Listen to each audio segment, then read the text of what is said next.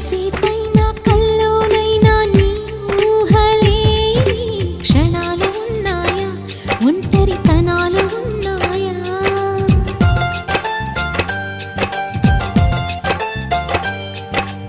ఏం చేస్తున్నా ఎటు చూస్తున్నా ఈ రూపులోనే ప్రతిదీ చూస్తున్నా నిన్నే ప్రపంచమంటున్నా.